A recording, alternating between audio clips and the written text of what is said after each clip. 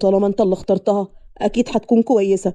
وانا فعلا وصلت لسن الجواز ومفيش واحدة في دماغي، فخليني اجرب وان شاء الله تطلع بنت اصول وكويسة. فهد ابتسم وقال: تسلم يا ولدي وتعيش. حس كده، اعملوا حسابكم الفرح هيكون الاسبوع اللي جاي، لان عمهم هيطردهم، فلازم نعجل في الدخلة وكتب الكتاب. مبروك يا اولاد. وبنشوف هنادي كانت عمالة تعيط وهي ماسكة صورة جوزها بعد ما لبست فستان الفرح. وفي اللحظة دي دخلت نوارة اللي كانت لابسة فستان فرحها هي كمان، لكن عيطت على عياط أختها. هو في ايه يا نوارة؟ مالك بتعيطي كده ليه؟ أنا مش عايزة أتجوز.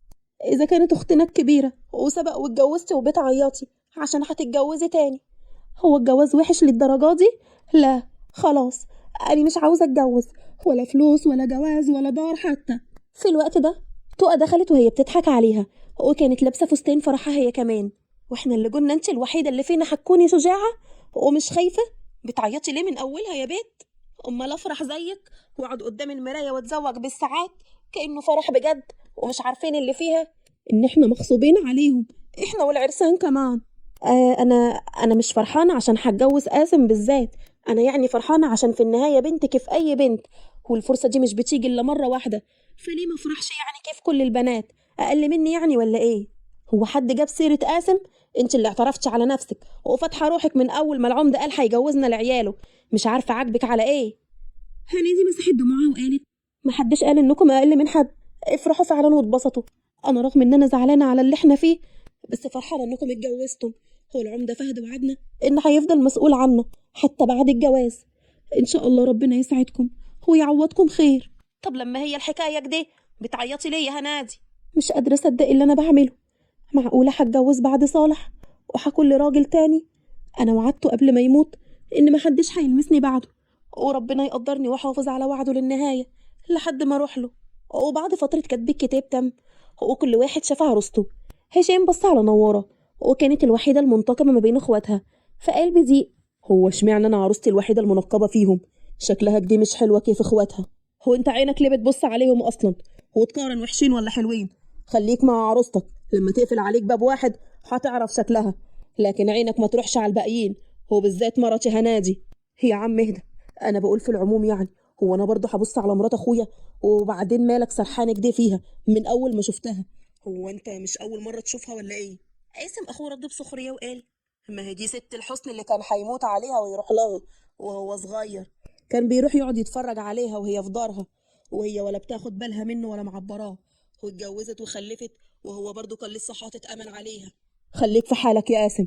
وبعدين اسمها أرملة ودلوقتي بقت مرتي، يعني ما تجيبش سيرة جوازها اللي فات ده خالص، وركز أحسن مع عروستك. قاسم بعدم مبالاة: وحشة ولا حلوة لنفسها مش فارقة ليا، أنا كده كده قلبي متعلق بغيرها. وفي اللحظة دي كلهم سمعوا صوت العمدة وهو بيقول بابتسامة: يلا يا ولاد، كل واحد ياخد مراته على اوضته. هو انت يا هاشم خد معاك نوارة وروح على دارك. هنادي مسكت في ايد بنتها وقالت: لا، محدش هياخدها مني، اصلها مش هتسكت غير وهي معايا. هو ده يصح بردك؟ اشحال لو ما كنتش متجوزه بالكده وعارفه اللي فيها.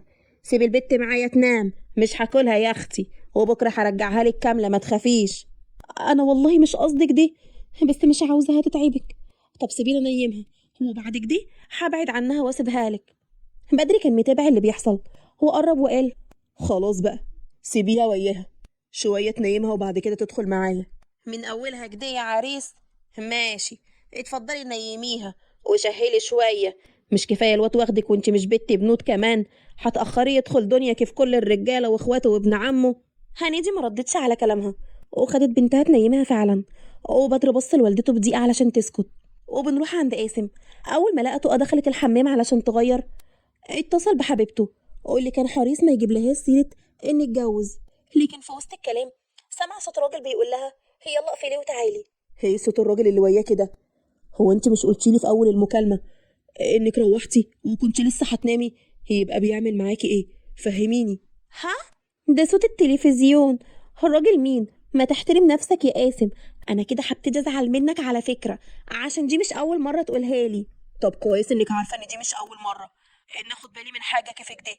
افتحي الكاميرا طيب وخلينا اشوف بتعملي ايه. لا بقول لك ايه يا قاسم، مش كفايه مقعدني جنبك؟ هو الاسم هنتجوز واهلك مش موافقين؟ بتتحكم في حياتي بتاع إن شاء الله، اجيب اللي اجيبه واخرج مع اللي يعجبني. انت اصلا بقالك كام يوم مش بتديني الفلوس اللي انا عاوزاها. لما تديني بقى وقتها ابقى اكلمك. قاسم اتعصب، هو قال بصوت عالي: هفهم من كلامك ان لو مش معايا فلوس تعملي اللي على مزاجك عادي، تجيبي واحد غريب دارك عادي. الظاهر ان اهلي كان معاهم حق، انا وانت مش مناسبين لبعض. بس للاسف انا حبيت واحده ما تستاهلش. واقول لك على حاجه كمان، انا دخلتي الليله هو حلمس غيرك وحنساكي. ملعون اليوم اللي حبيتك فيه.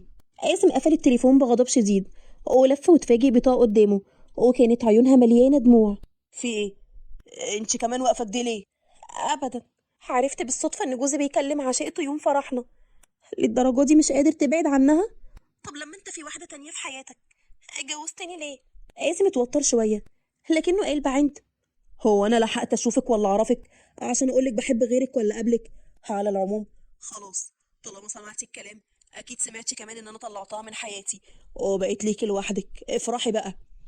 لا والله، كتر خيرك. مش عارفه ارد لك الجميل ده ازاي. هو اي حاجه تيجي منك والسلام. مش كده؟ حد قالك ان انا ما عنديش كرامه عشان اقبل بوضع كيف ده؟ طلقني يا قاسم. ايه؟ اطلق مين يا مجنونه؟ هو احنا لسه اتجوزنا؟ انت عايزه تفضحي نفسك والناس يقولوا طلقها ليه يوم فرحها؟ مش فارق معايا، وحياة الحب اللي انا حبيته لك من غير ما حتى اقرب منك هو عرفك زين، هحوله جوايا الكره ملوش اول ولا اخر عشان تعرف تكسرني. يلا طلقني بقولك. قاسم اتفاجئ لانها بتحبه وقلبي ضيق. هي اسطوانه حفظتيها؟ اسمعي يا بنت الحلال، لو عاوزة تطلقي فعلا يبقى مش دلوك، هو ده لمصلحتك. انا مش بكلم عيله صغيره ومش عارفه كويس ان حاجه كيفك دي لو حصلت فيها اذيه ليها ولاخواتها. وبعدين هتروحي فين؟ حسب اللي اعرفه ان عمك خلاص خد كل حاجه، فياريت ترجي بنصيبك بقى. هو انا قلت لك خلاص طلعتها من حياتي، عاوزه ايه اكتر من كده؟ تقف فكرت شويه في اخواتها وحست ان معاه حق فعلا، لكن كلامه ضايقها تاني وقالت: بطل تكلمني بالطريقه دي، كانك بتعمل فيا جميله. هو مش حاسس ان انا مراتك وليا حق عليك؟ هو لازم تحترمني. على العموم خلاص، هو اخرنا شهر بالعدد وملكش صالح بيا طول ما احنا قاعدين مع بعض. قاسم بص لها بسخريه لما لقاها شدت المخده واللحاف، لكنه كشر لما لقاها بتديهم له وقالت ببرود: اتفضل شوف لك اي حته تنام فيها بعيد عني عشان انا عاوزه انام على السرير لوحدي. هو مين قالك ان هسمع كلامك واسيب لك السرير؟ اسمعي يا بت انتي، السرير يكفينا احنا الاتنين. عاجبك تنامي كده براحتك، مش عاجبك خد انتي اللحاف والمخده وروحي نامي في اي حته تانية. انا لو اخدتهم ورحت نمت في اي حته هروح اطلع بره الاوضه، وساعتها حماية العمده هيسالني في ايه، وهو نبه عليا قدامك لو زعلتني اروح اشتكي له، وهو ساعتها مش هيسكت. ايه رايك بقى لما اروح اقول له انك بتكلم عشيقتك يوم فرحنا؟ يا ترى هيعمل ايه؟ قاسم بص لها بغضب شويه وشد منها الحاجه وراح ينام فعلا هو بعيد، وهي قعدت على السرير وبصت له بانتصار. هو بنروح عند هاشم ونواره. هاشم خبط على الباب وهو بيبص حواليه بغيظ وقال: هي نواره، افتحي الباب، عيبك ده. هو انا لسه عملت حاجه؟ ده انا يا دوب برفع النقاب رحت جريتي قفلت عليكي وسبتيني. لا، انت عاوز قله ادب اكيد. هو انا مش هفتح لك. هو انت فاكر عشان جوزي هسمح لك بقله الادب دي عادي كده؟ هو ده مبرر يعني؟ قلة أدب إيه؟ هو أنا عملت حاجة؟ ده أنا يا دوبك رفعت النقاب وشفت شكلك بس. طلعتي كيف القمر، وأحلى واحدة في إخواتك كمان، وعرفت فعلا إن ليكي حق تداري الجمال ده كله اللي بقى ليا لوحدي خلاص. ما هو عشان كلامك المستفز ده مش هفتح. شفت؟ أديك اعترفت على نفسك إنك مش محترم ونيتك مش كويسة. أنت ما شفتش روحك بتبصلي كيف أول ما رفعت النقاب؟ يخرب بيت عقلك، هو ما حدش فاهمك ولا إيه؟ هي نوارة، إحنا مش في البيت لوحدنا، وامي معايا. هو دلوقتي هتيجي على الصوت وهتبقى فضيحه بحج. يعني الناس دي اللي هتيجي الصبح تبارك اقول لهم ايه؟ شفت وشك بس؟ ده حتى تبقى عيبه في حجي. هو انت عاوز تشوف اكتر من كده يا قليل الادب كمان؟ هو ده اخرك عندي اصلا. في اللحظه دي قربت والدته باستغراب وهاشم حس بتوتر وحرج. هو في ايه يا ابني مالك؟ هو واقف كده ليه؟ ده انا سامعه صوتك من تحت. هو انت زعلت مرتك من اولها يا ابني؟ ده البت يتيمه وعمك وصاك عليها. نوره فتحت الباب وقالت باستنجاد: امك قالت لك بنفسك بدل ما تحميني عاوز مني قله ادب؟ شوفي تربيتك يا خالتي. هاشم وشه احمر بحرج وما عرفش يقول ايه، وقالت بتفاهم: طب انزل انت تحت شويه اعمل اي حاجه وسيبها لها افهمها. الظاهر اخواتها نسوا يفهموها اللي بيحصل في اول ليله. وبعد مرور 3 اسابيع جمالات كانت قاعدة متضايقة من نظرات بدر الهنادي وقالت بغيرة: هي اختك تقى هتعمل فيها عروسة كتير ولا ايه؟ من ساعة ما جت ولا شفتها ساعدت في الدار. ما انا بعمل لك كل حاجة بنفسي يا ماما، ولو حاجة ناقصاكي قوليلي. خلي بالك بس من جوزك يا عروسة، بدل ما انت مركزة مع الكل الغريب والقريب وناسية جوزك أهم واحد. هنادي حاولت ما تبصش على بدر اللي كان متضايق فعلا، لكن مش بيبين، لأن كان بالنسبة له كفاية إن متجوزها بعد ما كان بيحبها من بعيد. وبنروح عند قاسم، كان ماسك ظهره بقلم وبص بغيظ على تقى اللي كانت عمالة تحط المانيكير ببرود. مالك يا جوزي؟ اللي بيوجعك سلامتك؟ معلش، هي نومة الأرض كده صعبة على اللي ما بيحسش ولا عندهم دم. خلي بالك، أنا مش هفضل مستحمل أسلوبك المستفز ده كتير. ها؟ هو اعملي حسابك المرة الجاية هنام على السرير وانت تخمجي في أي حتة، إن شاء الله حتى جنبي. أنا مش عارف خايفة من إيه يعني، ده انت والله أرجل من واحد صاحبي أعرفه. مش فارق لي رأيك، بكرة إن شاء الله لما أتجوز اللي يقدرني بجد، ساعتها هو بقى هيعرف إذا كنت أرجل من واحد صاحبه ولا ست بجد.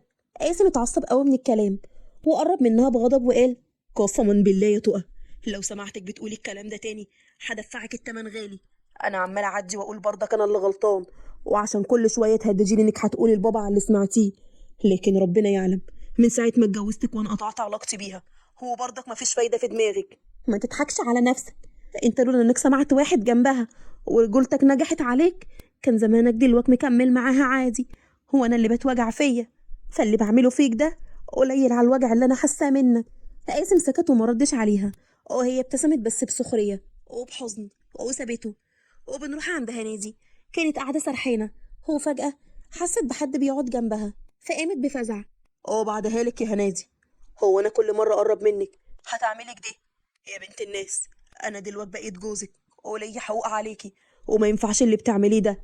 انا كاتم في قلبي ومش راضي اقول لابوي ولا لاي حد. هو ايه اللي ان شاء الله مش قادر تقوله لابوك ولا لاي حد؟ هو انا كنت قصرت معاك في ايه؟ ما انا شايلاك انت واهلك شيل فوق دماغي، عاوز اكتر من كده ايه؟ عاوزك انت يا هنادي، مش عاوزك تطبخي لي ولا تكويلي هدومي ولا تغسلي لي حتى اي حاجه. في حاجات تانية اهم من الجواز، واللي انا كنت بحلم بيها من اول ما عرفت ان انا هتجوزك. ايوه، انا بحبك يا هنادي ومن زمان، لكن على رأي اخواتي انت مش معبراني اصلا. حتى لما اتجوزت غيري اتوجعت قوي، بس برضك كان لسه عندي امل تكوني ليا حتى بعد ما جوزك مات. مش قادرة تنسيه وتركزي معايا، هو انا ما استاهلش اتحب زيه؟ هنادي اتصدمت من كلامه وما عرفتش تقول ايه، وبدري بص لها بيأس وضيق ومشى. مر اسبوع وطوقة كانت واقفة بتردد، مش عارفة تلم هدومها وتروح فين، لانها صممت على الطلاق. مش كرامتك نجحت عليكي وقلتي هتتطلقي بعد شهر؟ ادي الشهر عدى، مستنيه ايه عشان تمشي؟ طب ما هو شكله كويس معاكي، كفايه ان صابر على جنانك لحد دلوقتي. مش يمكن ربنا هداه فعلا واتغير؟ ليه ما ادهوش فرصه تانية؟ تقف اللحظه دي بدات تفكر فعلا في الفرصه التانية، لكن لمحته وهي في البلكونه بيتكلم مع واحده ومن شكلها ولبسها عرفت انها حبيبته. ساعتها حست بوجع قوي في قلبها ودخلت جري تدور على اخواتها اللي اتفاجئوا بيها انا عاوزه بتعيط اتطلق بالشكل ده منه وبتقول: وهمشي انا عاوزه ومش اتطلق هقعد منه هنا دقيقه واحده. وهمشي ومش هقعد هنا دقيقه واحده.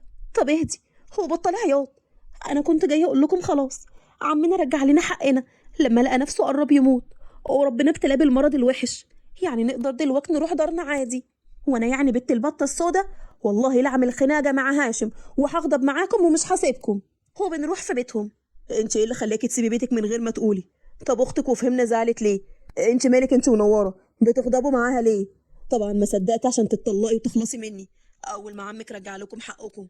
ما تظلمنيش يا بدر، انا من ساعه اللي حصل وانا حاسه بالذنب ناحيتك، بقيت طول الوقت اشوفك بتعاملني حلو وعمرك ما رفضت لي حاجه، رغم ان انا عمري ما اديتك وش حلو، وده خلاني اتاكد انك بتحبني. هو ما استاهلكش. انا اللي حد تستاهليني ولا لا؟ وبعدين فكرك استنيتك كل الوقت ده كله حاجه دلوقتي واقول لا؟ بقى كلامك ده اللي بيوجعني اكتر يا بدر، حقك عليا، سامحني، مش هعمل كده تاني والله، بس اديني فرصه تانية وانا هقدر النعمه اللي بين ايديا فعلا. بدر ابتسم اخيرا وقال بامل: افهم من كلامك انك عاوزه ترجعي فعلا معايا، والمره دي هتنسي اللي فات وتبداي صفحه جديده معايا. هنادي هزت راسها بخجل وبدر ابتسم قوي وطلب منها تلم حاجتها وهو هيستنيها بره، وخد بنتها معاه علشان يلعبها شويه في العربيه لحد ما تجهز نفسها. وبنروح عند نواره وهاشم. اخ، سيب ودني بقى، هو انا عيله صغيره قدامك عشان تعاقبني بالطريقه دي؟ والله لجل عمي فهد عليك يا قليل الادب. ما هو انا فعلا بتعامل مع عيله صغيره. من ساعه ما جيت سالتك انا عملت لك حاجه وحشه قلت لي لا. طب بتغضبي ليه مع اخواتك؟ تردي رد مستفز زيك وتقولي له هو بغير جو معاهم عشان ما بقاش انا الوحيده اللي مش غضبانه. ايه بتغزي العين يعني؟ تحترم بقى نفسك شويه. يعني عاوزني اقعد انا الوحيده واخواتي الاتنين هيتطلقوا وانا حاسسهم بالحسره ان انا معايا زوج ما فيش زيه بيعمل اللي انا عاوزاه رغم اني مطلعه عين اللي جابوه؟ ما يصحش طبعا. يا بت ما تحرقيش دم اكتر من كده. عارفه لولا ان قلبي اتعلق بيكي وحبيتك كنت طلعت عليكي القديم والجديد من ساعه ما اتجوزتك. بس اعمل ايه؟ بحبك للاسف. وانا كمان بحبك على فكره. بس بصراحه انا غضبت لسبب تاني اتكسفت ان انا اقول لك عليه. انا انا حامل بسبب عمايلك معايا يا قليل الادب. طب يلا روحي لم حاجتك. وايه؟ حامل؟ يخرب بيتك. هو غضبان عشان مكسوفه تقولي لي؟ مش بقولك متجوز طفله وربنا. نورت اتفاجئت بيه ابتسم قوي بفرحه. هو قرب منها يحضنها بحب وسعاده. هي حاولت تكسر خجلها وتتفاعل معاه. هو بنروح عند قاسم وتقى. هي تقى حرام عليكي دوختيني وراكي في الدار. هو انا هفضل الف حواليكي كتير كده؟ والله العظيم ما خنتك اسمعيني. لا كذاب. خنتني. هو متحاولش تنكر عشان انا شفتها بعيني وهي معاك. عرفت بقى ان انت الكذاب وعمرك ما هتتعدل. واللي فيه ده مش بيبطله صحيح. يا شيخ سبحان الله. في نفس الوقت اللي كنت بفكر اديك فرصة تانية بس ربنا كشفك على حقيقتك قدامي. بجد يا تقى؟ يعني انت كان ممكن تديني فرصة تانية وتسامحيني؟ قلت كنت. بس قبل ما اشوفك مع الهانم في دارك. هل الدرجة دي مش قادرة على بعدك وجاية لك لحد عندك؟ على العموم بقى اشبع بيها. مش انا برضك شبه واحد صاحبك؟ هو انت ما عندكيش مرايات ولا ايه؟ بذمتك القمر ده شبه واحد صاحبي برضك. هو انا في حاجه جبراني على عمايلك السودا معايا غير ان انا مش بقدر اقف قدام وشك الجميل ده واقول لك لا على حاجه؟ برضه مش هتاثر بكلامك. انا كرامتي فوق كل شيء. ولو ما تهدي بقى شويه. هو مين اللي قالك اصلا ان خنتك؟ هو انت كنت سمعتيني المره دي؟ انا كنت بقول لها خلاص. انت بس كل اللي شفتيه انها واقفه معايا بس. عرفتي بقى بتقول لي ايه ولا انا برد عليها اقول لها ايه؟ لو كنت ساعتها سمعتيني او سالتيني كنت هقولك انها جايه تلعب عليا تاني. بس انا رفضتها وقلت لها ان انا بحب مراتي ومش هرجع لها خلاص. تقى سكتت شويه لكنها بعد كده قالت برفض. والمفروض بقى اصدق الكلمتين دول صح؟ قاسم اتنهد بضيق ويأس منها وطلع لها التليفون عشان يوريها رسائل ومكالمات بصوتهم وهي بتتحايل عليه يطلقها ويرجع لها. لكنه مصمم انه بيحب مراته وخلاص. بعد ما لقى معاها الحب الحقيقي مستحيل يرجع لها تاني. هاي اتأكدتش بقى من كلامي ولا لسه مش مصدقاني؟ تقى بصت بتوتر وخجل وما ردتش وهو قرب منها وقال بحب. يعني بذمتك في حد يبقى معاه الغالي ويروح للرخيص برضك؟ انا عملتها مرة وحرمت علشان خاطري. اديني فرصة تانية. انا تعبت من النوم بقى على الارض ونفسي انام على السرير. تقى اتكسفت قوي من كلامه. بص هو انت كسرتني ووجعتني كمان بس للاسف انا بحبك. هو مسامحاك. قاسم ابتسم قوي بفرحة. هو قرب منها بعد ما بص حواليه باهتمام وقال بخبث. هو واخده بالك ان اخواتك خلاص اتصالحوا ومشوا؟ كل واحدة مشت مع جوزها واحنا بقينا لوحدنا في الدار. اما تيجي كده توريني السرير عندكم اكبر من اللي عندنا ويسعنا ولا لا؟ طوق ما قدرتش تمنع ضحكتها. هو قاسم ابتسم قوي وراح علشان يقفل الباب. هو بعد كده قرب منها وبعد سنين طويلة فهد كان واقف بيبص على ولاده وأحفاده وكل واحد واقف مع مراته وعياله وفرحان بيهم. بيفتكر قد ايه مروا بحاجات صعبة علشان يعرفوا قيمة بعض فعلا. دلوقتي ما بقاش حد قادر يستغنى عن التاني بالذات بعد ما بقى عندهم عيلة كبيرة وحسوا بقيمة الضنا وانهم يستاهلوا فرصة تانية علشانهم لسه بيشوفوا تجارب ويتعلموا وهي دي اصلا الحياة. لكنهم راضيين بحلوها وبمرها طالما جنب بعض في النهاية. ولحد هنا بتكون خلصت قصتنا. اتمنى انها تكون عجبتكم ولو عجبتكم يبقى بسرعة تدوسوا على زرار الاشتراك وتفعلوا جرس الاشعارات. ولو عاوزين اسمكم في القصة اللي جاية يا ريت تكتبوا لي تحت في التعليقات. والسلام عليكم. برحت جريتي قفلت عليكي وسبتيني. لا انت عاوز قلة ادب اكيد. هو انا مش هفتح لك. هو انت فاكر عشان جوزي هسمح لك بقلة الادب دي عادي كده؟ هو ده مبرر يعني؟ قلة ادب ايه؟ هو انا عملت حاجة؟ ده انا يا دوبك رفعت النقاب وشفت شكلك بس. طلعت كيف القمر واحلى واحدة في اخواتك كمان. وعرفت فعلا ان ليكي حق تداري الجمال ده كله اللي بقى ليا لوحدي خلاص. ما هو عشان كلامك المستفز ده مش هفتح. شفت اديك اعترفت على نفسك انك مش محترم ونيتك مش كويسة. انت ما شفتش روحك بتبصلي كيف اول ما رفعت النقاب؟ يخرب بيت عقلك، هو ما حدش فاهمك ولا ايه؟ يا نوارة، احنا مش في البيت لوحدنا، هو امي معايا. هو دلوقتي هتيجي على الصوت وهتبقى فضيحة بحج. يعني الناس دي اللي هتيجي الصبح تبارك اقول لهم ايه؟ شفت وشك بس؟ ده حتى تبقى عيبة في حجي. هو انت عاوز تشوف اكتر من كده يا قليل الادب كمان؟ هو ده اخرك عندي اصلا؟ في اللحظه دي قربت والدته باستغراب، وهاشم حس بتوتر وحرج. هو في ايه يا ابني مالك؟ هو واقف كده ليه؟ ده انا سامعه صوتك من تحت. هو انت زعلت مرتك من اولها يا ابني؟ ده البت يتيمه وعمك وصاك عليها. نوره فتحت الباب وقالت باستنجاد: امك قالت لك بنفسك بدل ما تحميني عاوز مني قله ادب؟ شوفي تربيتك يا خالتي. هاشم وشه احمر بحرج، ما عرفش يقول ايه، وقالت بتفهم: طب انزل انت تحت شويه اعمل اي حاجه وسيبها لها افهمها. الظاهر اخواتها نسيوا يفهموها اللي بيحصل في اول ليله. وبعد مرور 3 اسابيع جمالات كانت قاعده متضايقه من نظرات بدر الهنادي، وقالت بغيره: هي اختك تقى هتعمل فيها عروسه كتير ولا ايه؟ من ساعه ما جت ولا شفتها ساعدت في الدار. ما انا بعمل لك كل حاجه بنفسي يا ماما، ولو حاجه ناقصاكي قوليلي. خلي بالك بس من جوزك يا عروسه، بدل ما انت مركزه مع الكل الغريب والقريب وناسيه جوزك اهم واحد. هنيدي حاولت ما تبصش على بدر اللي كان متضايق فعلا، لكن مش بيبين، لان كان بالنسبه له كفايه اني متجوزها بعد ما كان بيحبها من بعيد. وبنروح عند قاسم، كان ماسك ظهره بقلم وبص بغيظ على تقى اللي كانت عماله تحط المانيكير ببرود. مالك يا جوزي؟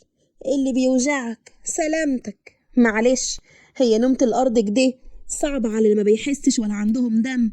خلي بالك، انا مش هفضل مستحمل اسلوبك المستفز ده كتير.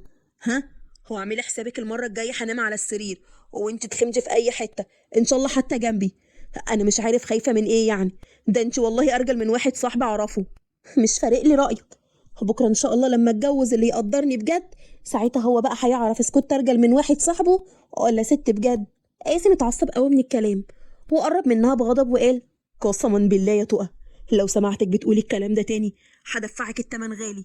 انا عمال اعدي واقول برضك انا اللي غلطان، وعشان كل شويه تهدجيلي انك هتقولي لبابا على اللي سمعتيه. لكن ربنا يعلم، من ساعه ما اتجوزتك وانا قطعت علاقتي بيها، هو برضك مفيش فايده في دماغك. ما تضحكش على نفسك، انت لولا انك سمعت واحد جنبها ورجولتك نجحت عليك كان زمانك دلوقتي مكمل معاها عادي. هو انا اللي بتوجع فيا؟ فاللي بعمله فيك ده قليل على الوجع اللي انا حاساه منك. قاسم سكت وما ردش عليها، وهي ابتسمت بس بسخريه وبحزن وسابته. وبنروح عند هنادي، كانت قاعده سرحانه، هو فجاه حست بحد بيقعد جنبها فقامت بفزع. بعدها لك يا هنادي، هو انا كل مره اقرب منك هتعملي كده؟ يا بنت الناس، انا دلوقتي بقيت جوزك وليا حقوق عليكي، وما ينفعش اللي بتعمليه ده. انا كاتم في قلبي ومش راضي اقول لابوي ولا لاي حد. هو ايه اللي ان شاء الله مش قادر تقوله لابوك ولا لاي حد؟ هو انا كنت قصرت معاك في ايه؟ ما انا شايلاك انت واهلك شايل فوق دماغي، عاوز اكتر من كده ايه؟ هعوزك انت يا هنادي، مش عاوزك تطبخي لي ولا تكويلي هدومي ولا تغسلي لي حتى اي حاجه. في حاجات تانية اهم من الجواز، واللي انا كنت بحلم بيها من اول ما عرفت ان انا هتجوزك. ايوه، انا بحبك يا هنادي ومن زمان، لكن على رأي اخواتي انت مش معبراني اصلا. حتى لما اتجوزت غيري اتوجعت قوي، بس برضك كان لسه عندي امل تكوني ليا حتى بعد ما جوزك مات. مش قادره تنسيه وتركزي معايا. هو انا ما استاهلش اتحب زيه؟ هنادي اتصدمت من كلامه وما عرفتش تقول ايه، وبدري بص لها بيأس وضيق ومشى. مر اسبوع وطوقة كانت واقفة بتردد، مش عارفة تلم هدومها وتروح فين، لأنها صممت على الطلاق.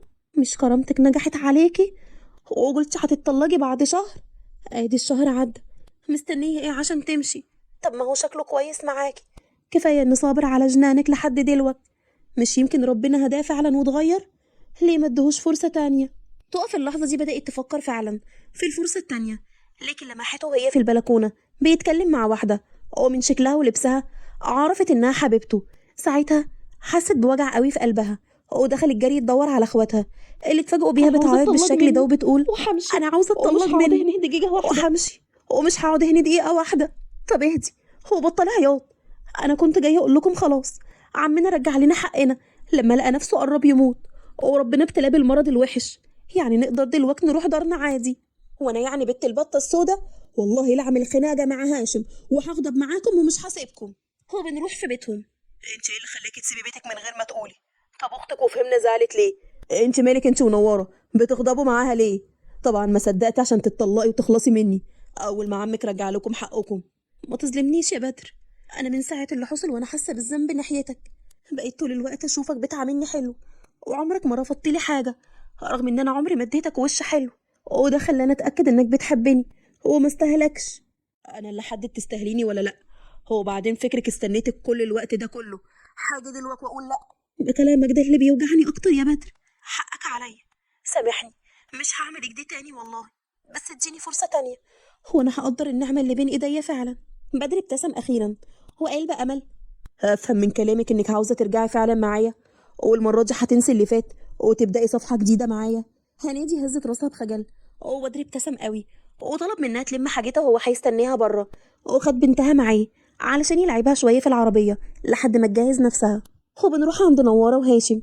اخ، سيب ودني بقى. هو انا عيله صغيره قدامك عشان تعاقبني بالطريقه دي؟ والله لجل عمي فهد عليك يا قليل الادب. ما هو انا فعلا بتعامل مع عيله صغيره. من ساعة ما جيت سألتك أنا عملت لك حاجة وحشة قلت لي لأ. طب بتغضبي ليه مع إخواتك؟ تردي رد مستفز زيك وتقولي له هو بغير جو معاهم عشان ما بقاش أنا الوحيدة اللي مش غضبانة. إيه بتغزي العين يعني؟ تحترم بقى نفسك شوية. يعني عاوزني أقعد أنا الوحيدة وإخواتي الاتنين هيتطلقوا وأنا حاسسهم بالخسر إن أنا معايا زوج ما فيش زيه بيعمل اللي أنا عاوزاه، رغم إني مطلعة عين اللي جابوه؟ ما يصحش طبعا. يا بت ما تحرقيش دم أكتر من كده. عارفة، لولا ان قلبي اتعلق بيكي وحبيتك كنت طلعت عليكي القديم والجديد من ساعة ما اتجوزتك. بس اعمل ايه، بحبك للأسف. وانا كمان بحبك على فكرة، بس بصراحة انا غضبت لسبب تاني اتكسفت ان انا اقولك عليه. انا انا حامل بسبب عمايلك معايا يا قليل الادب. طب يلا روحي لم حاجتك. وايه؟ حامل؟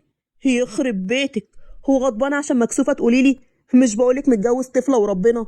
نورة اتفاجئت بيه، ابتسم قوي بفرحه وقرب منها يحضنها بحب وسعاده، وهي حاولت تكسر خجلها وتتفاعل معاه. بنروح عند قاسم وتقى. هي تقى، حرام عليكي دوختيني وراكي في الدار. هو انا هفضل الف حواليكي كتير كده؟ والله العظيم ما خنتك، اسمعيني. لا كذاب، خنتني ومتحاولش تنكر عشان انا شفتها بعيني وهي معاك. عرفت بقى ان انت الكذاب وعمرك ما هتتعدل، واللي فيه ده مش بيبطله صحيح. يا شيخ سبحان الله، في نفس الوقت اللي كنت بفكر اديك فرصة تانية بس ربنا كشفك على حقيقتك قدامي. بجد يا تقى؟ يعني انت كان ممكن تديني فرصة تانية وتسامحيني؟ قلت كنت، بس قبل ما اشوفك مع الهانم في دارك. هل الدرجة دي مش قادرة على بعدك وجاية لك لحد عندك؟ على العموم بقى اشبع بيها. مش انا برضك شبه واحد صاحبك؟ هو انت ما عندكيش مرايات ولا ايه؟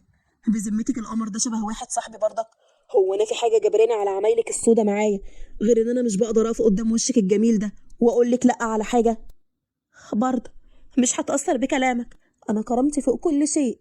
ولو ما تهدي بقى شويه. هو مين اللي قالك اصلا ان خنتك؟ هو انت كنت سمعتيني المره دي؟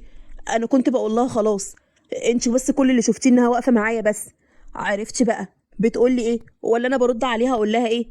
لو كنت ساعتها سمعتيني او سالتيني كنت هقولك انها جايه تلعب عليا تاني، بس انا رفضتها وقلت لها ان انا بحب مراتي ومش هرجع لها خلاص. تقى سكتت شويه لكنها بعد كده قالت برفض. والمفروض بقى اصدق الكلمتين دول، صح؟ قاسم اتنهد بضيق ويأس منها، او طلع لها التليفون عشان يوريها رسائل ومكالمات بصوتهم وهي بتتحايل عليه يطلقها او يرجع لها، لكنه مصمم ان بيحب مراته وخلاص. بعد ما لقى معاها الحب الحقيقي مستحيل يرجع ليها تاني. ليه؟ اتأكدتي بقى من كلامي ولا لسه مش مصدقاني؟ ما عنديش مانع وخجل وما ردتش، وهو قرب منها وقال بحب. يعني بذمتك في حد يبقى معاه الغالي